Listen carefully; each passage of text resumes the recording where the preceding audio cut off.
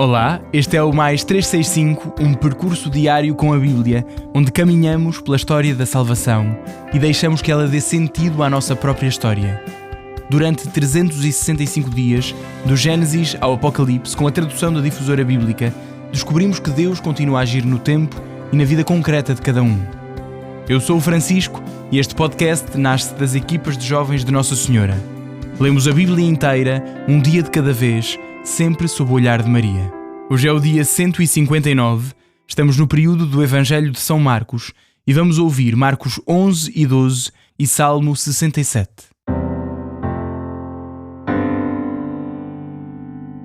Marcos 11.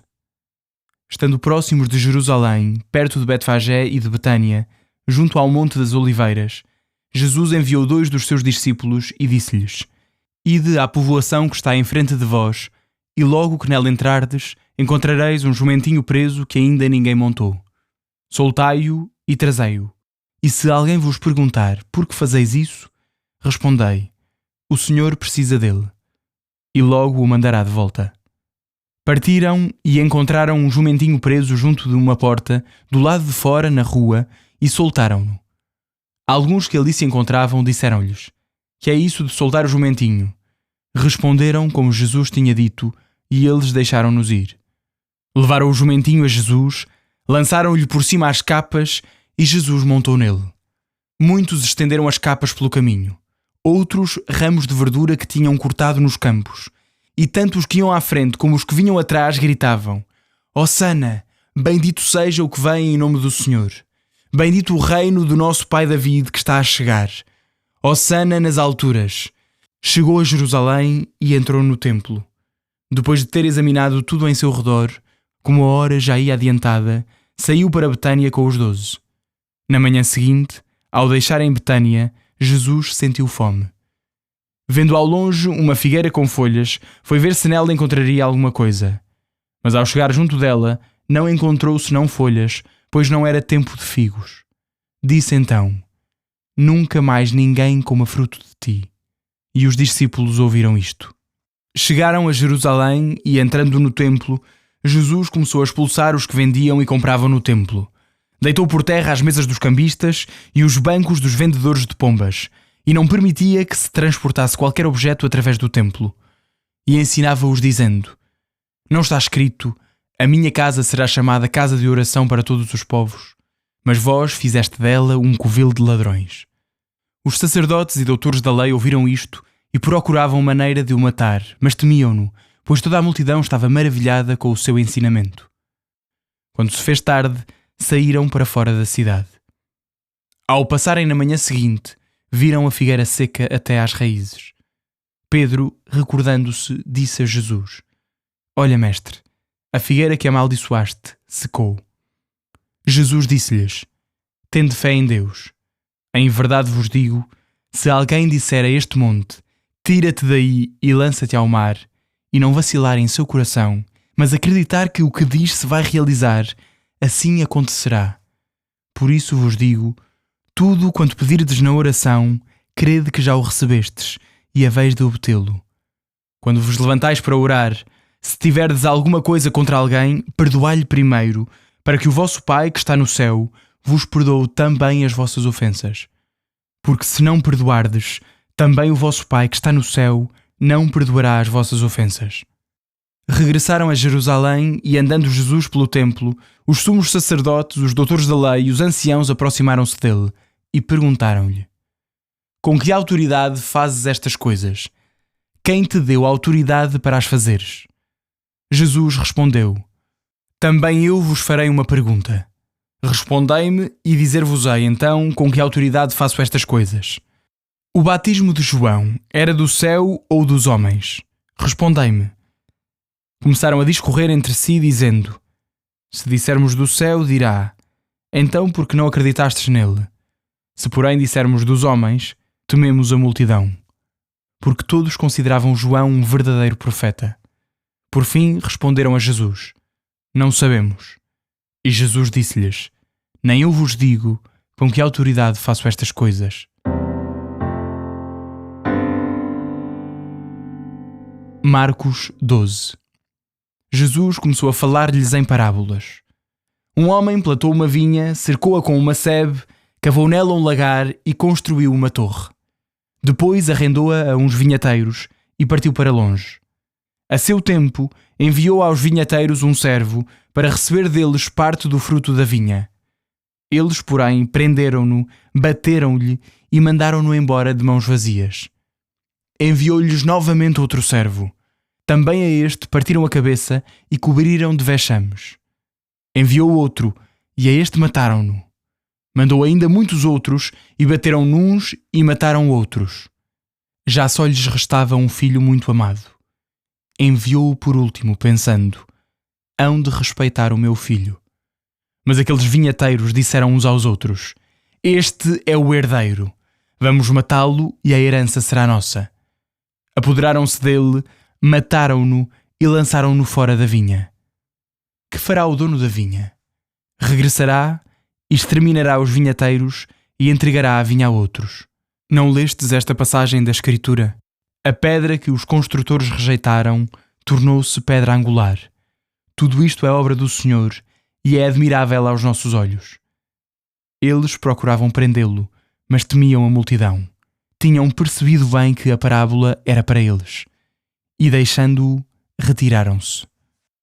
Em seguida, enviaram-lhe alguns fariseus e partidários de Herodes, a fim de o apanharem em alguma palavra. Aproximando-se, disseram-lhe: Mestre, sabemos que és sincero, que não te deixas influenciar por ninguém, porque não olhas à condição das pessoas, mas ensinas o caminho de Deus segundo a verdade. Diz-nos, pois, é lícito ou não pagar tributo a César? Devemos pagar ou não? Jesus, conhecendo-lhes a hipocrisia, respondeu: Por que me tentais? Trazei-me um denário para eu ver. Trouxeram-lhe e ele perguntou: De quem é esta imagem e a inscrição? Responderam: De César. Jesus disse: Dai a César o que é de César e a Deus o que é de Deus. E ficaram admirados com ele. Vieram ter com ele os saduceus, que negam a ressurreição, e interrogaram-no: Mestre, Moisés prescreveu-nos que se morrer o irmão de alguém, deixando a mulher e não deixando filhos, seu irmão terá de casar com a viúva para dar descendência ao irmão. Ora, havia 7 irmãos, e o primeiro casou e morreu sem deixar filhos. O segundo casou com a viúva e morreu também sem deixar descendência, e o mesmo aconteceu ao terceiro, e todos os 7 morreram sem deixar descendência. Finalmente, morreu a mulher. Na ressurreição, de qual deles será ela mulher? Porque os 7 a tiveram por mulher. Disse Jesus: Não andareis enganados por desconhecer as Escrituras e o poder de Deus? Quando ressuscitarem dentre os mortos, nem eles se casarão, nem elas serão dadas em casamento, mas serão como anjos no céu. E acerca de os mortos ressuscitarem, não lestes no livro de Moisés, no episódio da sarça, como Deus lhe falou dizendo: Eu sou o Deus de Abraão, o Deus de Isaque e o Deus de Jacó. Não é um Deus de mortos, mas de vivos. Andais muito enganados. Aproximou-se dele um escriba que os tinha ouvido discutir e, vendo que Jesus lhe tinha respondido bem, perguntou-lhe: Qual é o primeiro de todos os mandamentos? Jesus respondeu: O primeiro é: Escuta, Israel, o Senhor nosso Deus é o único Senhor. Amarás o Senhor teu Deus com todo o teu coração, com toda a tua alma, com todo o teu entendimento e com todas as tuas forças. O segundo é este: Amarás o teu próximo como a ti mesmo. Não há outro mandamento maior que estes. O escriba disse-lhe: Muito bem, mestre, com razão disseste que ele é o único e não existe outro além dele. E amá-lo com todo o coração, com todo o entendimento, com todas as forças, e amar o próximo como a si mesmo, vale mais do que todos os holocaustos e todos os sacrifícios. Vendo que ele respondera com sabedoria, Jesus disse: Não estás longe do reino de Deus. E ninguém mais ousava interrogá-lo. Ensinando no templo, Jesus tomou a palavra e perguntou: Como dizem os doutores da lei que o Messias é filho de David? O próprio David afirmou, inspirado pelo Espírito Santo: Disse o Senhor ao meu Senhor: Senta-te à minha direita, até que ponha os teus inimigos debaixo dos teus pés.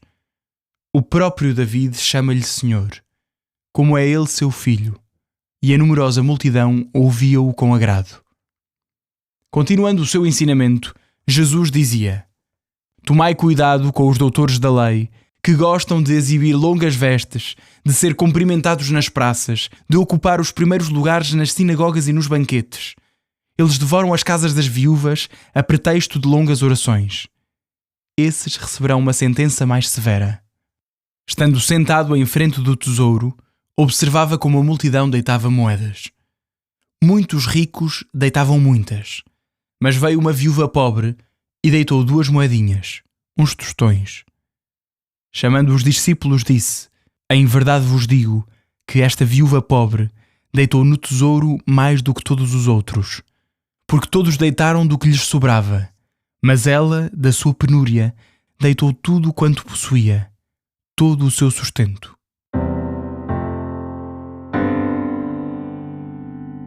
Salmo 67.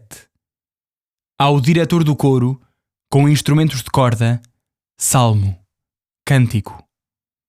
Deus se compadeça de nós e nos abençoe, faça brilhar sobre nós a luz do seu rosto. Sejam conhecidos na terra os teus caminhos e entre as nações a tua salvação. Que os povos te louvem, ó Deus, todos os povos te louvem.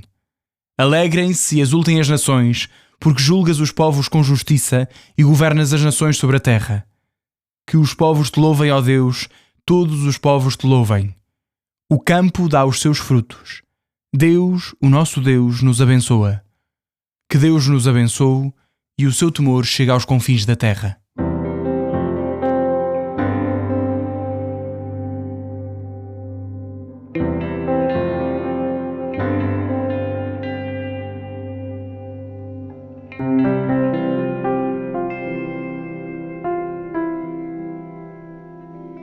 Olá a todos os que nos ouvem. Hoje o nosso episódio tratará dos capítulos 11 e 12 do Evangelho de São Marcos, como sabeis.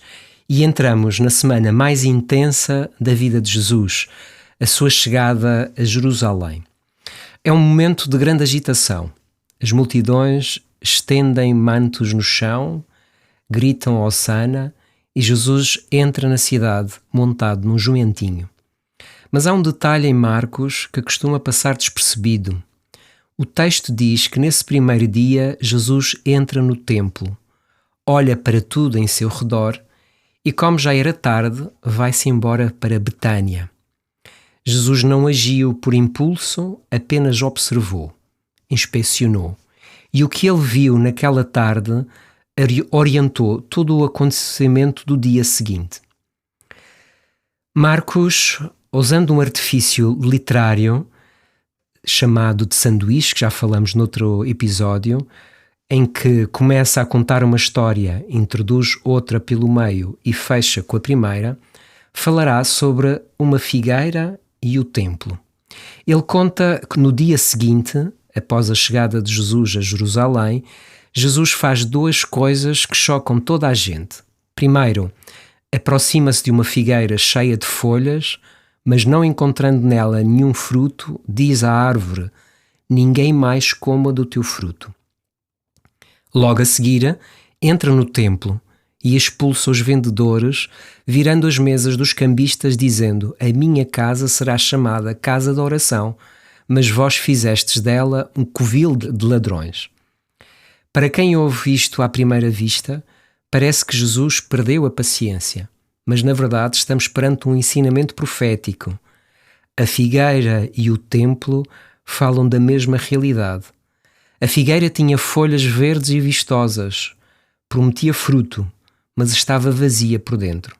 O templo tinha rituais grandiosos, cantorias, sacrifícios, comércio dinâmico, tinha aparência de fé, mas faltava-lhe o fruto da justiça, do amor e da verdadeira oração. A partir daqui, o ambiente à volta de Jesus torna-se ainda mais tenso e os conflitos multiplicar-se-ão. No capítulo 12, as autoridades religiosas, sentindo-se ameaçadas, tentam desacreditar Jesus, tentando apanhá-lo em falso. Perguntam-lhe muita coisa sobre os impostos, a César, sobre a ressurreição. Tentam a todo custo ridicularizá-lo. Mas Jesus, em cada ocasião, eleva sempre o debate.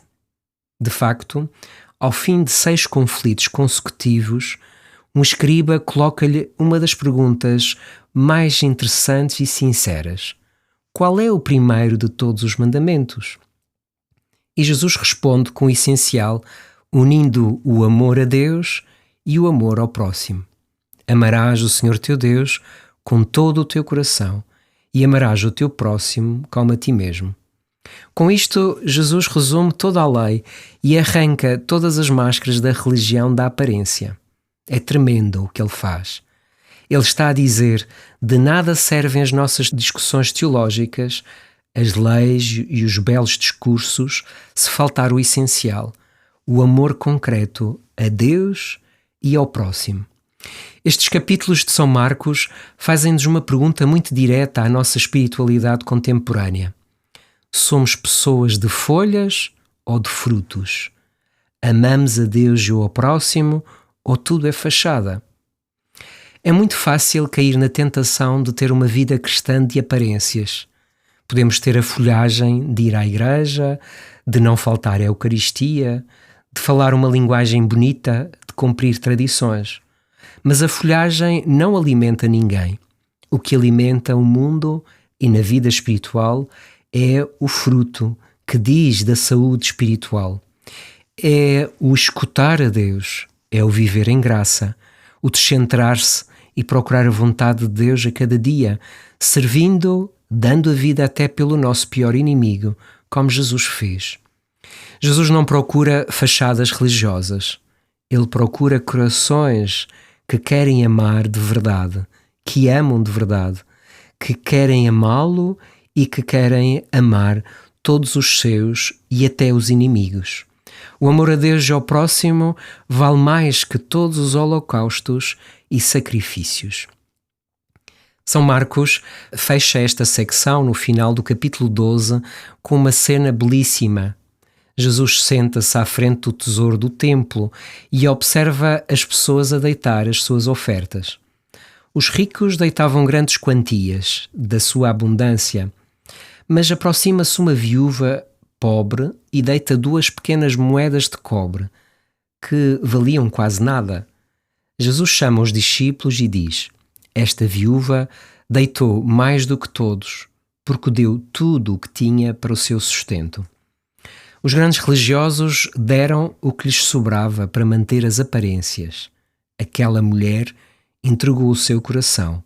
Ela não tinha folhas para mostrar, mas deu o fruto da confiança total em Deus, abandonando-se à sua providência mais do que nos seus planos, desejos de grandeza, estratégias pessoais, a sua arte ou o seu engenho. E foi assim que a apresentou a nós como grande modelo de discipulado. Que saibamos dar sempre o nosso coração a Jesus na confiança e no abandono.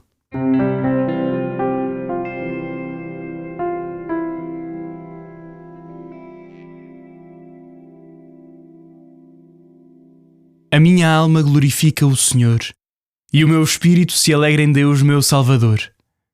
Porque pôs os olhos na humildade da sua serva, de hoje em diante me chamarão bem-aventurada todas as gerações. O Todo-Poderoso fez em mim maravilhas, santo é o seu nome. A sua misericórdia se estende de geração em geração sobre aqueles que o temem. Manifestou o poder do seu braço e dispersou os soberbos. Derrubou os poderosos de seus tronos e exaltou os humildes. Aos famintos encheu de bens e aos ricos despediu de mãos vazias.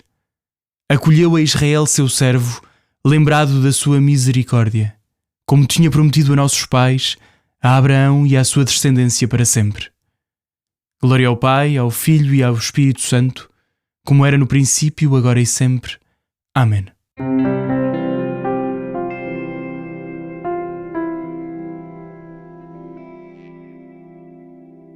E terminou o dia 159, mais um dia em que deixámos o nosso tesouro, o nosso tempo, na escuta da Palavra de Deus. Um abraço em Cristo, até amanhã.